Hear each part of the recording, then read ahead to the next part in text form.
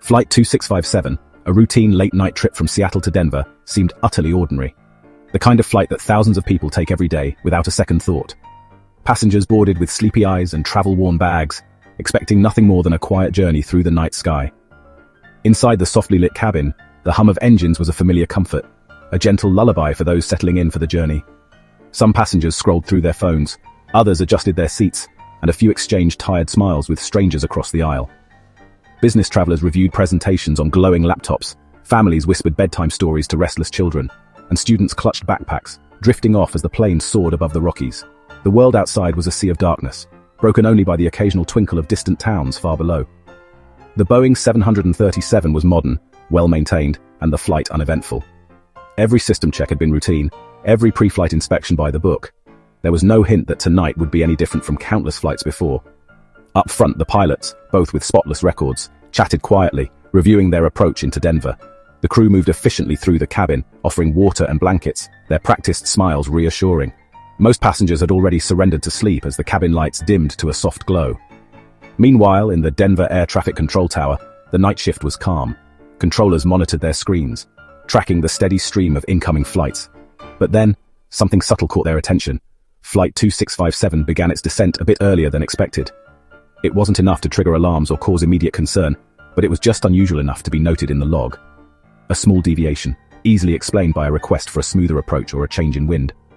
The pilots' voices on the radio were calm, professional, no hint of trouble, no sign of distress. Their communication was routine, their tone steady, as if nothing at all was amiss. The descent was textbook, the plane aligning perfectly with runway 26L.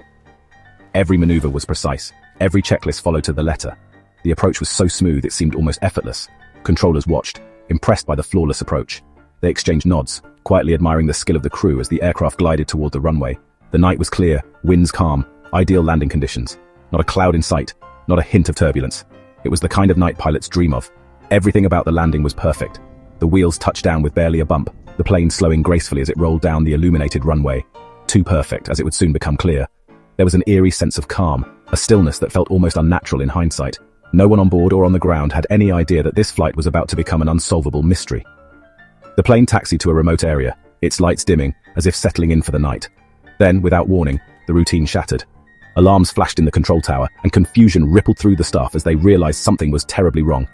In that moment, the world of aviation changed forever. What happened next would leave investigators, families, and the entire industry searching for answers that would never come. The 737 touched down with barely a sound, a perfect greaser landing. The wheels kissed the runway so gently that even seasoned pilots would have admired the skill. For a moment, everything seemed routine, almost serene, as the aircraft's landing lights cut through the darkness and the engines hummed in quiet triumph. It rolled down the runway, slowed, and turned onto the taxiway with mechanical precision. The plane's movements were smooth, almost rehearsed, as if guided by an invisible hand. The airport's guidance lights reflected off the fuselage, painting streaks of blue and white across the tarmac. But then, the perfection became unsettling. The silence inside the control tower grew heavy, as if everyone sensed something was off, but couldn't quite put their finger on it. The plane passed its assigned gate, then another, ignoring the waiting ground crew. The workers on the apron exchanged confused glances, unsure if they'd missed a last-minute change. It kept moving, slow and steady, like a ghost ship. The jet glided past empty gates and darkened windows, its navigation lights blinking in the night, the only sign of life in an otherwise deserted corner of the airport. Controllers tried to make contact. Skyward 2657, confirm taxi to gate B12. Silence. No response. The radio hissed, but the cockpit remained mute, as if the crew had vanished. The plane finally stopped on a remote stretch, engines running, lights blinking in the dark. It sat there, idling, far from the terminal, as if waiting for something, or someone. Ground crew and controllers exchanged worried glances. The usual rhythm of arrivals and departures was broken, replaced by a growing sense of unease. The radio crackled with unanswered calls. Each attempt to reach the cockpit was met with nothing but static, amplifying the tension in the tower. Skyward 2657, do you copy? Only static. The controller's voice, usually calm and measured, now carried a hint of urgency. The aircraft sat isolated, cut off from the world. Its windows were dark, its doors sealed, and not a single figure moved inside. The ground crew supervisor radioed the tower. No movement from 2657, they're just sitting out there. What are your instructions? His voice trembled, betraying the anxiety that was spreading through the team. The perfect landing had become a chilling puzzle. What had started as a textbook arrival was now a mystery that no one could explain. The first whispers of fear began to spread. Something was very wrong. The airport, usually a place of order and routine, now felt haunted by uncertainty. The routine had turned to dread, and the mystery deepened as everyone waited for answers that refused to come. The night air thick with questions, and the chilling sense that this was only the beginning. Concern turned to alarm as a ground supervisor drove out to the silent plane. He expected to see pilots in the cockpit. There was only darkness. He tried the ground frequency. Flight 2657 Denver ground operations, please respond. Silence. The aircraft, usually alive with activity, was eerily still. No movement, no sound but the faint whine of engines. The supervisor reported, "No visible activity in the cockpit. The plane is just sitting here." In the tower, procedures escalated. Security was called. The supervisor noticed something else. The anti-collision lights flickered erratically, not their usual steady rhythm. Another anomaly in a growing list. The perfect landing, the silent radio, the dark cockpit, the faltering lights. Each detail made the situation more disturbing. The plane was now a security incident. The supervisor waited, staring at the silent giant. The sense of unease was overwhelming. Something was terribly wrong, and no one knew what they would find inside. The airport became tense as police and emergency vehicles surrounded the isolated plane. Engines droned, lights flashed, but the aircraft remained silent. An official and security team approached the main cabin door using the external intercom. "Denver Airport Authority, we need to speak with the captain or purser. Please respond." No answer, just the hum of machinery. "Flight 2657, you must open the door. This is a security instruction." Still nothing. The door was locked from inside. The cabin windows were dark, shades drawn, hiding the interior. Through a few uncovered windows, erratic strobing lights flickered, emergency lights behaving chaotically. The combination of the locked door, silent radio, and bizarre lights created a sense of dread. What was happening inside? The time for waiting was over. A decision was made, force entry. The mystery had become an emergency. The world outside held its breath. The next moments would reveal the unimaginable, and nothing would ever be the same. The order was given. Security had to breach the plane. Specialized tools whined as they drilled into the main cabin door. The plane seemed to react. Lights inside flashed wildly, then died. Engines sputtered and fell silent. The aircraft was now a dead, silent shell. The door finally gave way, swinging open into pitch blackness. Cold air drifted out, unnaturally frigid. No sound, no voices, no movement.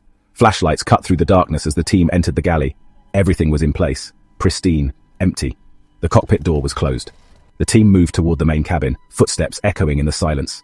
They braced themselves for what they might find. The reality would be worse than any expectation. The perfect order of the galley was a stark contrast to the horror ahead. The plane had landed perfectly, but inside, something was terribly, impossibly wrong. The truth was about to be revealed. As the search team stepped into the dimly lit cabin, their flashlights cut through the darkness, revealing a scene that would haunt them forever. Passengers sat upright in their seats, seatbelts still fastened tightly across their laps, as if nothing had disturbed their final moments. At first glance, it looked as though everyone was simply asleep, lost in peaceful dreams somewhere above the clouds. But as the beams of light swept over their faces, the truth became clear. Their eyes were wide open, glassy and unblinking, mouths frozen mid-scream, as if they had witnessed something so horrifying it defied comprehension. Every single face was contorted in terror, yet there were no signs of struggle, no wounds, no blood, just pure, unfiltered fear etched into their features. The entire cabin had become a chilling tableau, a gallery of horror where time itself seemed to have stopped. Fear was everywhere, lingering in the air like a heavy fog. Even the cabin crew, usually the calmest in any crisis, were found strapped into their jump seats. Their bodies were rigid, hands clenched so tightly their knuckles had turned white, eyes wide with the same unspeakable terror. It was as if in a single, unimaginable instant, every soul on board had been confronted by something so dreadful, so beyond human understanding, that it had stopped their hearts and frozen their screams. The air inside the cabin was icy cold, each breath visible in the flashlight beams. Yet there was no chemical odor, no evidence of violence, no sign of a struggle, just an unnatural, bone-chilling stillness. In the cockpit, the pilots were slumped over the controls, hands still resting on the instruments, eyes staring blankly into the void. Their faces too bore the same mask of terror as the passengers behind them. Somehow, they had managed to land the plane perfectly, guiding it safely to the ground. But by the time the wheels touched the runway, they were already gone, lifeless, yet eerily composed. The scene defied all logic and explanation. It was as if a silent collective scream had been captured and preserved in time, echoing through the empty, haunted cabin. The investigation team, hardened by years of experience, found themselves shaken to the core. Nothing in their careers had prepared them for this. The mystery of Flight 2657 had crossed the line from tragedy into nightmare, leaving only questions and a deep, unshakable sense of dread. Overnight, the story of this flight became a legend, a tale whispered in fear, a warning of the unknown that lurks in the skies. And as investigators began their work, one thing was certain. The questions were only beginning, and the answers would be more elusive and more terrifying than anyone could have imagined. The investigation was unprecedented. NTSB and FBI swarmed the scene. Every inch of the plane was examined, every record analyzed. The question, what could kill everyone instantly, leaving only terror behind? Autopsies found no toxins, no injuries, no cause, just simultaneous cardiac arrest. The black boxes revealed a normal flight, then a sudden intake of breath from both pilots, followed by silence. The plane landed itself. A ghost ship with a terrified cargo. No evidence, no weapon, no motive. The official report was hundreds of pages, but the conclusion was chillingly empty. The cause could not be determined. The file remained open, the case unsolved. The perfect landing was a perfect mystery. The world was left with only questions, and the terror lingered. Investigators explored every theory. Depressurization, sonic weapons, mass hysteria, each was ruled out. The plane was intact, no devices found, no evidence of psychological contagion, no explanation fit the facts. The aircraft had remained pressurized, oxygen masks unused, no sign of any weapon or device. The idea of mass panic affecting everyone, including isolated crew, was impossible. Every logical path led nowhere. The official report ended with, cause undetermined. The case grew cold. The perfect landing remained a chilling enigma. The world moved on, but the mystery endured. Flight 2657 became a legend, and the questions never faded. Today, Flight 2657 is a ghost story whispered among pilots and investigators. The plane was destroyed, but the mystery lives on. Families were left with no answers, only loss and confusion. Theories abound, aliens, ghosts, rips in reality, but none satisfy. The case reminds us, some things remain beyond understanding. We trust in technology and skill, but sometimes the unknown prevails. For 187 souls, the plane did its job perfectly. The human element simply ceased. The question remains, what happened in those final moments? The story of Flight 2657 flies on, lost. It all started on a perfectly ordinary day. Flight 2657, a new Boeing 787 Dreamliner, took off from Denver, bound for London Heathrow. The flight was full, families, business travelers, students. The plane climbed into a clear blue sky, pilots making routine checks, everything normal. The flight path was standard over the Midwest into Canada, then across the Atlantic. For hours, all was routine. Drinks served, movies watched, engines humming. Then, over northern Canada, Flight 2657 vanished. It disappeared from radar, stopped responding to radio calls, gone in an instant. A massive search began. Military aircraft, satellites, all scouring the wilderness. Nothing was found, no debris, no signals, no clues. It was as if the plane had been plucked from the sky. The world watched, days turned to weeks, hope faded. The story dominated headlines, then faded into mystery. Families grieved without answers. Experts speculated, mechanical failure, foul play, but nothing fit. The plane had vanished without a trace, leaving only questions. The world moved on, but the mystery lingered. And then, a month later, the impossible happened. Flight 2657 returned. It reappeared as suddenly as it had vanished. The world was about to witness something stranger than fiction. The story of Flight 2657 was far from over. The real mystery was just beginning. 1 month after its disappearance, something extraordinary happened. In Gander, Newfoundland, an air traffic controller noticed a new blip on his radar. No flight plan, no transponder. An unidentified aircraft moving east over the Atlantic. The blip matched the size and speed of a large commercial airliner. It was retracing the original path of Flight 2657, but in reverse. The controller tried to make contact, silence. Supervisors checked the equipment. Everything worked. The object was real. A Boeing 787, just like the missing plane. Could it be Flight 2657 back from nowhere? The evidence was undeniable. A steady green dot on the screen. Protocol was clear. Notify the military. The ghost on the radar was about to get company. Tension filled the control room as the world's strangest flight returned. The controllers watched, transfixed, as the blip moved steadily across the sky. The impossible was happening before their eyes. The mystery deepened with every passing minute. The world braced for answers, or more questions. The next move belonged to the military. The ghost flight was not alone anymore. The call from Gander triggered an immediate military response. 2 CF-18 Hornet jets scrambled into the night, tasked to intercept the mystery aircraft. Their radars locked onto a large, slow-moving target at 35,000 feet. The lead pilot tried to make contact. Unidentified aircraft, this is Canadian Air Force, please respond. Silence. The jets closed in, cockpit lights illuminating the airliner's side. The livery was unmistakable. Flight 2657. The plane looked pristine, flying smoothly but unresponsive. The cockpit windows were dark, no sign of life. Yet the passenger windows glowed with a steady light. It looked like a normal overnight flight, except for the silence. The pilots reported, "We have visual confirmation, it is the missing airliner." The news raced up the command chain. The plane was real, but its presence made no sense. The Dreamliner flew on autopilot, ignoring the fighter jets. No distress, no damage, just a ghost ship in the sky. The military watched, baffled, as the impossible unfolded. The world's most advanced technology couldn't explain what they saw. The mystery only deepened with every pass. The pilots circled, searching for answers in the silent, glowing plane. The airliner was a riddle at 35,000 feet. The military could only observe, powerless to intervene. The ghost flight continued its eerie journey. The world waited for the next revelation. The enigma of Flight 2657 had only grown. The military jets weren't the only witnesses. British Airways captain Eva Rostova, flying nearby, was asked to report anything unusual. She scanned the horizon and spotted a silhouette, a large aircraft, windows aglow, no navigation lights. It looked like a cruise ship adrift in the sky. She reported the sighting, instructed to keep her distance but maintain visual contact. She and her co-pilot watched, mesmerized. The fighter jet circled the glowing airliner, which drifted silently, unnaturally smooth. Rostova later described the plane as a memory of a flight, not a real one. Her co-pilot agreed. It felt like a moving photograph. Their testimony added crucial civilian corroboration. The mystery was no longer just military. It was witnessed by respected commercial pilots. The plane was real, but not right. The sight left an unsettling impression on all who saw it. The ghost flight was now a shared enigma. The world's best pilots were just as baffled as anyone. The story of Flight 2657 had become a legend in the sky. The mystery was only growing. As the fighter jets drew closer, they peered into the Dreamliner's windows. Inside, every seat appeared occupied. Silhouettes of people, perfectly still. No movement, no chaos, just rows of motionless figures.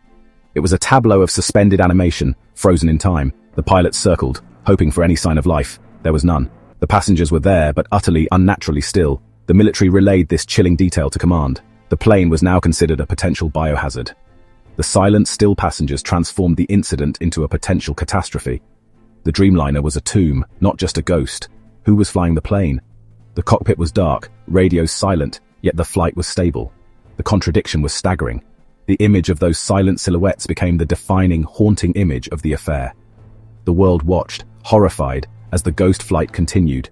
The mystery had reached a new, terrifying level. The Dreamliner, escorted by jets, flew out over the Atlantic, then began a slow, controlled descent. It vanished from radar. No crash, no wreckage, just gone.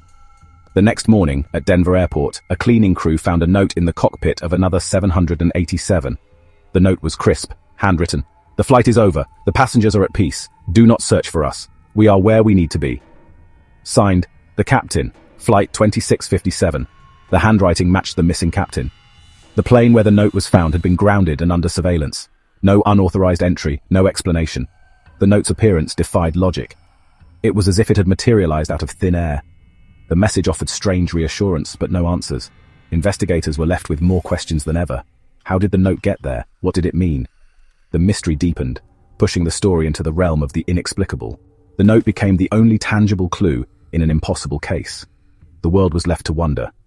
The enigma of Flight 2657 had only grown. Investigators searched for rational explanations. Could a technical failure explain it? The 787's advanced systems made that unlikely. A massive electrical failure might explain the silence, but not the pristine condition or the reappearance. Autopilot can't fly a plane for a month nor explain the glowing cabin or the note. Environmental theories, strange weather, magnetic fields, even micro-black holes were floated.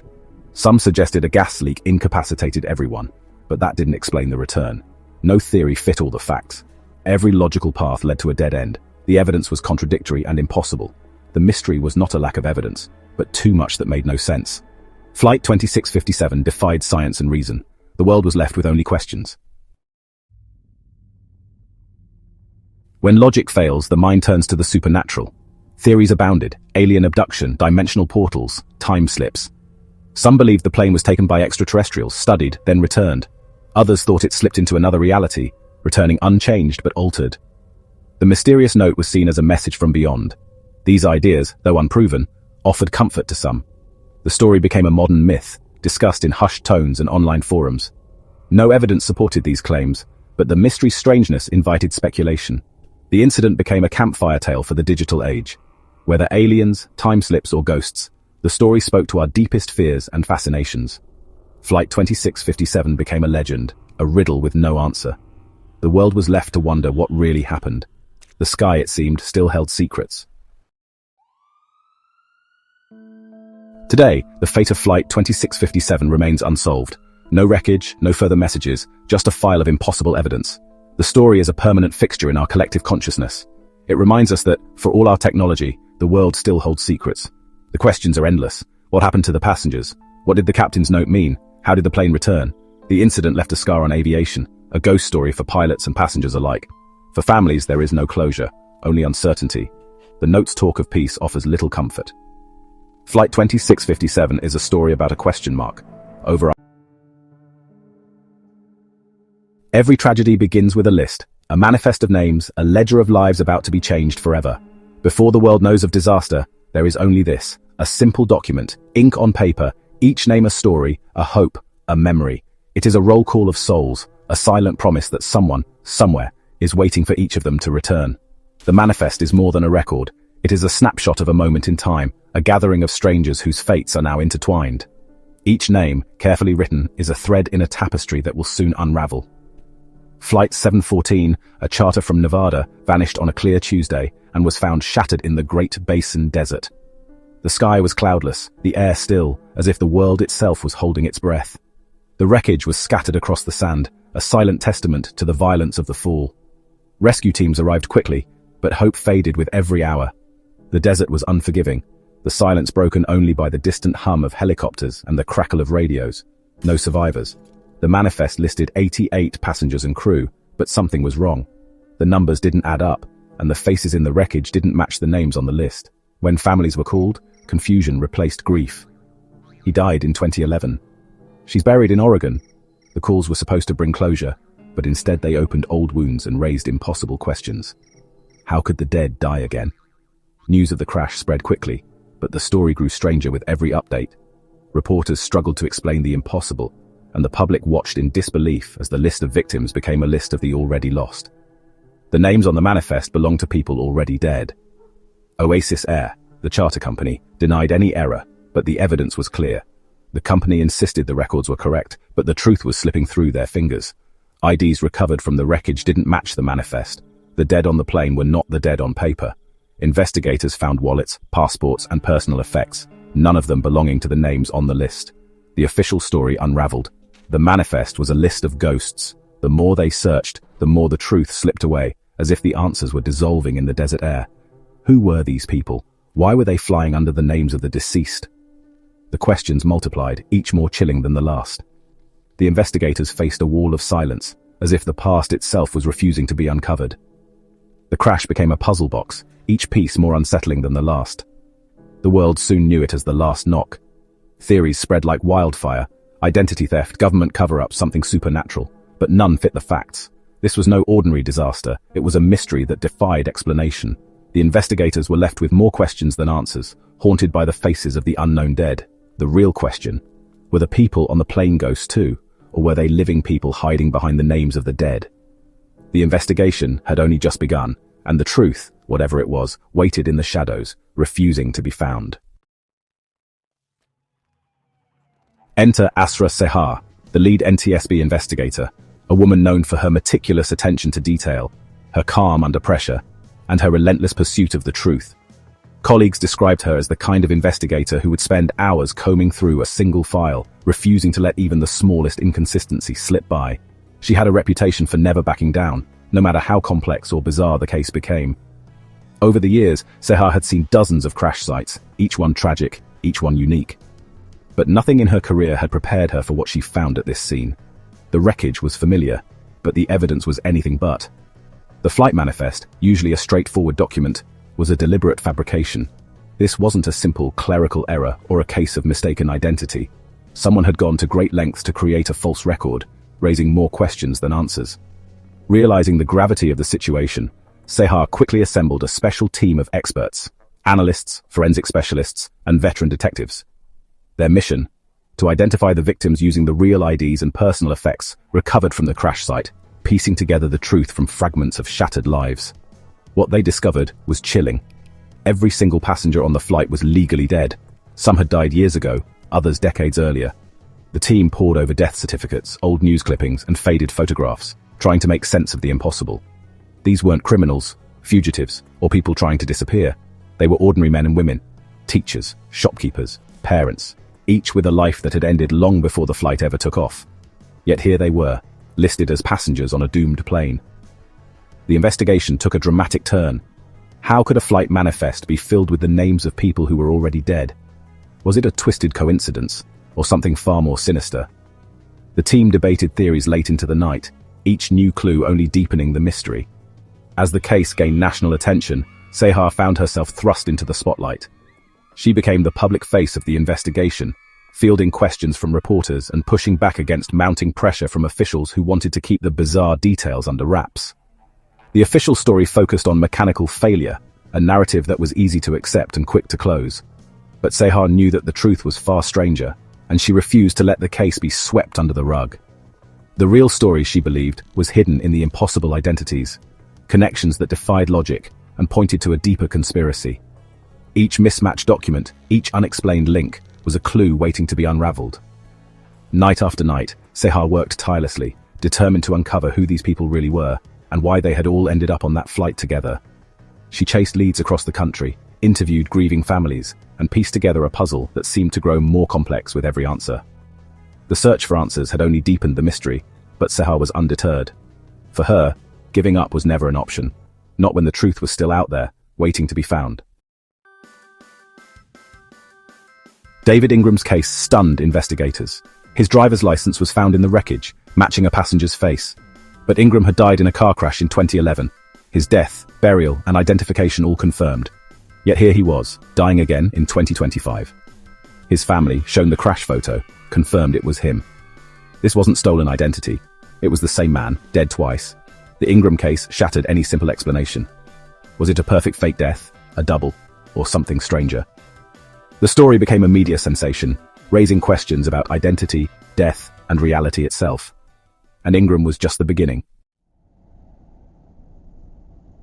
Eleanor Vance's passport was found clutched tightly in the hand of a female passenger, discovered among the wreckage. The passport was weathered, the name inside clear, Eleanor Vance. But the story behind this simple document would soon unravel into one of the most perplexing mysteries investigators had ever faced. Vance, a quiet librarian from Portland, Oregon, had lived a life marked by routine and service to her community.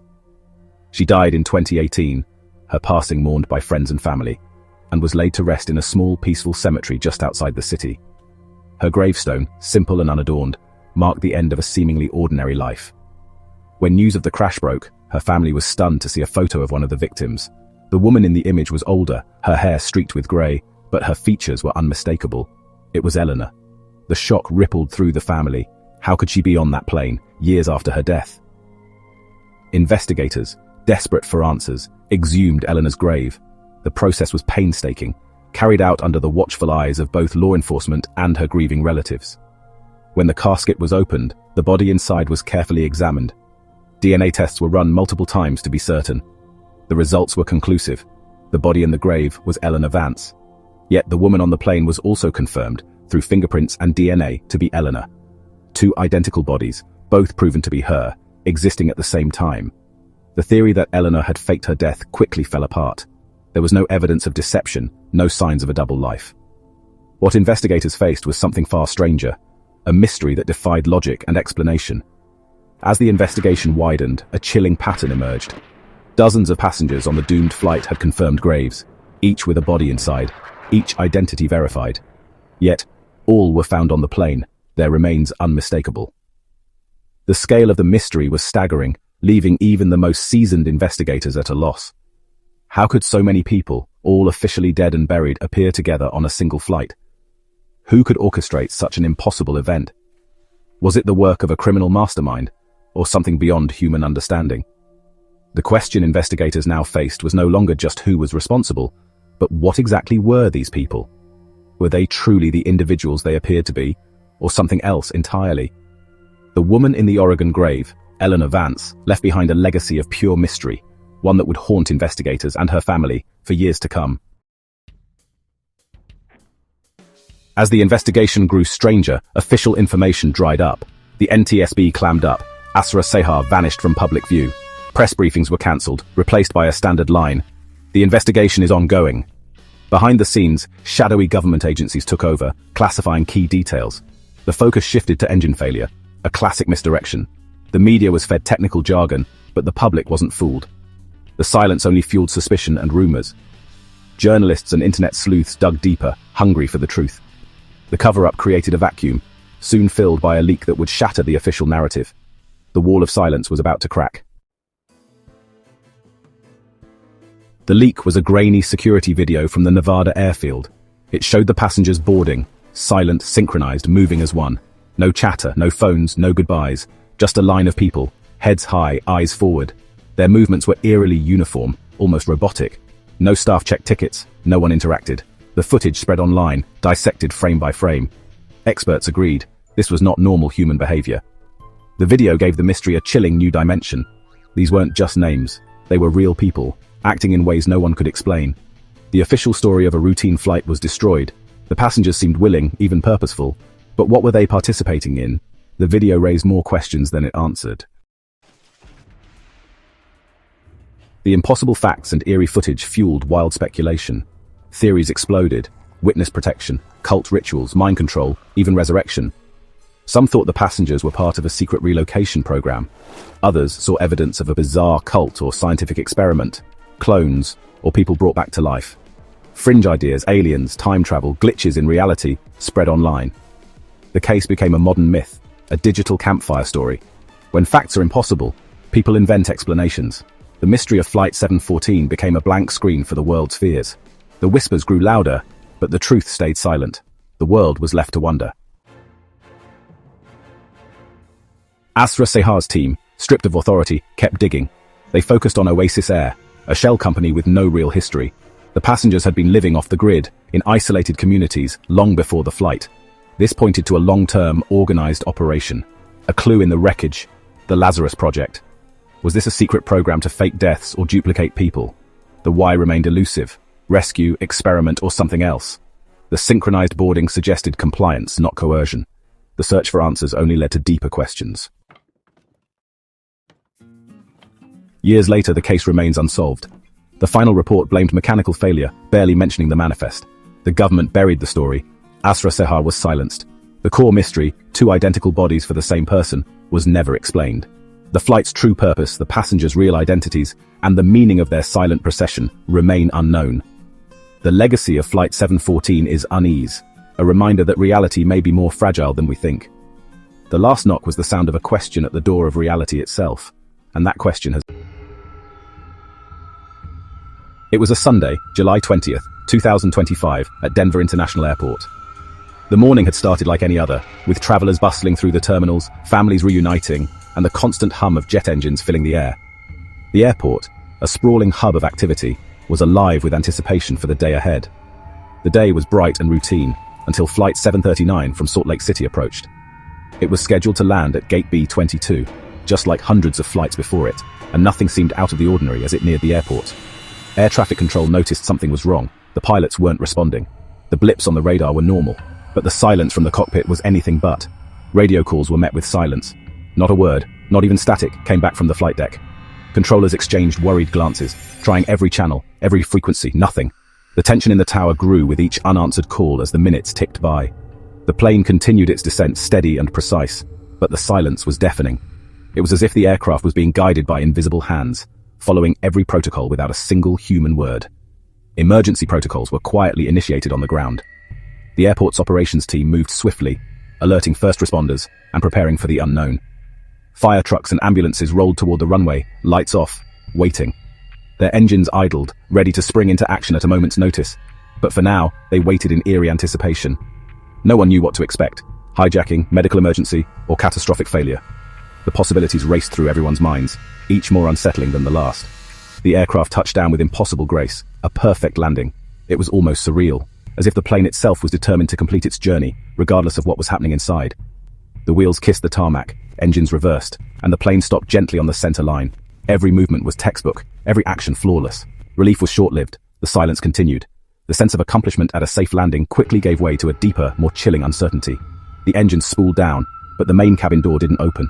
No movement, no sign of life from within the aircraft. No crew, no passengers emerged. The windows revealed nothing but drawn shades and empty seats. The jet bridge extended, but the plane remained sealed and silent. The anticipation was unbearable, as if the entire airport was holding its breath. Dread replaced relief as the airport transformed into the epicenter of a security alert. Every protocol was followed, but nothing could prepare them for what they might find.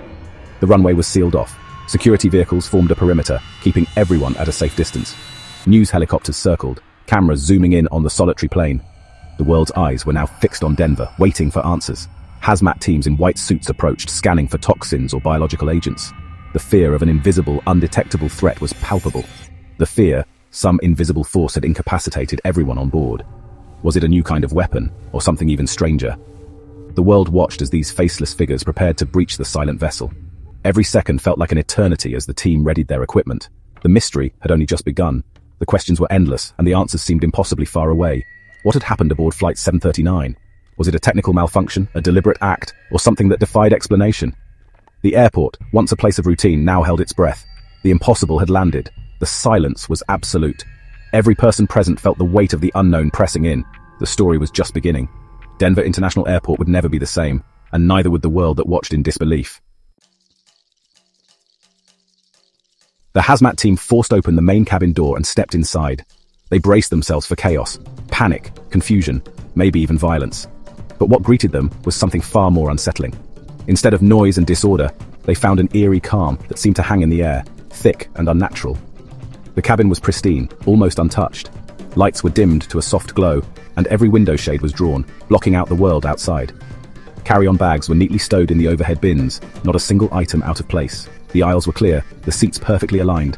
Every passenger was in their seat, faces calm, bodies relaxed, as if they were simply waiting for the flight to end. It was as if they'd all fallen into a deep collective sleep at the exact same moment. No signs of struggle, no panic, just a strange, peaceful stillness. Investigators moved quickly, checking for vital signs. Each passenger was alive, breathing steadily, but completely unresponsive to touch or sound. No amount of shaking, calling, or even gentle slaps could wake them. It was as if they were trapped in a dreamless sleep, unreachable from the outside. The air was tested for every known contaminant. No toxins, no nerve agents, no radiological materials. The readings were as normal as any commercial flight. Oxygen and pressure levels were exactly where they should be. There was no sign of depressurization or mechanical failure. The galley was untouched, no sign of contaminated food or water. Meals and drinks remained sealed, as if the service had never begun. No clues, no dropped books, no spilled drinks, nothing out of place. Not a single personal item was left behind in haste. The orderliness was the most disturbing clue of all. It was as if time had simply stopped, freezing everyone and everything in perfect, silent harmony. Passengers were carefully evacuated on stretchers, their faces serene, their bodies limp but unharmed. The scene was surreal, almost peaceful, yet deeply unnerving. They were transported to a secure medical facility for examination, doctors and nurses baffled by their condition. The plane was left empty, a hollow shell filled with unsettling quiet. The silence seemed to echo, amplifying the mystery. Investigators stood in the silent cabin, surrounded by untouched belongings and unanswered questions. Chemical attacks, biological agents, depressurization, all ruled out. The mystery only deepened as every logical explanation failed. If there was no external cause, what had happened? How could an entire plane fall silent in an instant? The answer, they hoped, lay behind the cockpit door, a final barrier between the investigators and the truth. The search for truth moved forward, every step heavy with anticipation and dread. The impossible scene haunted everyone who saw it, leaving a chill that lingered long after they left the aircraft. The next step, the cockpit. Whatever secrets remained, they were waiting just beyond that door. With the cabin cleared, investigators turned to the cockpit, the nerve center of the plane. The reinforced door was unlocked, swinging open to reveal an empty space. Both pilot and co-pilot seats were empty, harnesses neatly buckled and pushed back. No sign of struggle, no forced entry or exit. Logbooks in place, a cold cup of coffee on the console, everything as it should be, except for the missing crew. The flight crew had vanished. NTSB investigators scoured the cockpit for evidence. Only the pilot's fingerprints were found. The cockpit door was pristine, security protocols intact. It was impossible for someone to leave mid-flight unnoticed. Every inch of the aircraft was searched. No sign of the pilots. The conclusion, they were not on the plane when it landed. The question shifted: who or what landed Flight 739? The plane executed a perfect computer-assisted landing, but a human hand was required for the final stages. Without a pilot, such a feat should have been impossible. The investigation had entered the realm of the inexplicable. The mystery deepened. The investigation shifted from medical emergency to technological puzzle. Could a commercial airliner land itself? Modern planes have advanced autopilot systems, but the final landing usually requires human finesse. Experts confirmed the plane had autoland capability using the airport's instrument landing system. But autoland isn't just push a button. Pilots must program and monitor it. Data showed the autoland sequence was initiated and executed flawlessly. Flaps, landing gear, engines all operated perfectly. But the system couldn't have started itself. A human had to give the command. The paradox: the pilots weren't in the cockpit, yet the landing was initiated. The evidence contradicted itself. The plane landed perfectly, but no one was at the controls. The mystery grew darker and stranger. Logic had reached its limit. With no answers in the wreckage, investigators turned to the black box, the silent witness to every moment of the flight. It was their last hope for understanding what had truly happened in the skies that night. The flight data recorder confirmed a chilling fact. The pilots had stopped actively flying the plane 1 hour and 12 minutes before landing. The data showed no manual inputs, no course corrections, no signs of human intervention. The autopilot guided the aircraft with mechanical precision, but the human element, the intuition, the presence, was gone. The cockpit was empty of life, yet the plane continued on, as if on rails. The cockpit voice recorder was next, its magnetic tape holding the last conversations, the final sounds of the flight. For most of the flight, everything was normal: routine chatter, checklists, radio calls. The pilots discussed weather, fuel, and navigation, their voices calm and professional. Then, at the same moment the data went flat, the voices stopped. It was as if the crew had vanished in an instant, leaving only silence behind. The recording continued, but only the hum of avionics and a strange rhythmic sound remained, an eerie mechanical lullaby echoing through the empty cockpit. Slow, heavy breathing filled the cockpit for nearly an hour. It was steady, almost unnatural, as if someone, or something, was still there, unseen, no alarms, no calls, just breathing and machinery. The investigators listened, transfixed, searching for any clue in the relentless monotony. In the final minutes, something else emerged, whispering. It was faint at first, barely audible, but soon grew unmistakable, sending chills down the spines of everyone in the room. The whispering lasted 43 seconds, each moment more unsettling than the last. The voices overlapped, layered, as if more than one presence was speaking at once. It was not in any known language, guttural, full of clicks and sibilant sounds. The audio spectrogram revealed bizarre patterns unlike anything the experts had seen. Then, silence. The recording ended as the engine spooled down on the runway, the aircraft coming to a halt in the darkness, as if nothing had happened at all. The black box had captured something unexplainable, an enigma sealed within its circuitry, defying every expectation. The investigators were left with more questions than answers. Every theory seemed to unravel in the face of the evidence. The only witness was a voice from nowhere, a presence that could not be explained, only recorded. The evidence defied all logic. The world was listening. The enigma deepened, and the whispers from the black box would haunt the investigation for years to come. The whispering on the cockpit voice recorder stunned investigators. Linguists worldwide analyzed the 43-second clip. No one could identify the language. It matched no known human dialect, ancient or modern. Voice print analysis showed it wasn't the pilots. The breathing didn't match either crew member. Security footage confirmed only the two pilots entered the cockpit. The whispering coincided with the autoland sequence being programmed. Whoever, or whatever, was whispering knew how to operate the plane. The mystery was now both technical and otherworldly. With no logical explanation, wild theories flourished. Some speculated about remote control technology, but aviation experts dismissed it. Airliners are isolated from outside hacking. Others suggested an unknown atmospheric or neurological phenomenon, disabling everyone on board. The most unsettling theory: extraterrestrial or interdimensional interference. The strange language, missing pilots, perfect landing, and sleeping passengers pointed to something beyond human understanding. The official investigation remained open, but answers were elusive. The impossible had become plausible. The world was left to wonder. Months passed, and the passengers, now called the sleepers, remained in their silent slumber. Physically healthy, they showed no signs of illness, but their minds were unreachable. Families waited in limbo, clinging to hope. Brain scans revealed synchronized, rhythmic patterns. When converted to sound, they echoed the heavy breathing from the cockpit. It was as if all the passengers' minds were linked, connected to the strange presence on the flight. The event was not just a medical anomaly, but a phenomenon of consciousness. The disappearance of the pilots, the perfect landing, the whispering, and the sleeping passengers were all connected. The mystery was a single, incomprehensible whole. The world had no answers. The sleepers became living monuments to the unknown. The puzzle remained unsolved.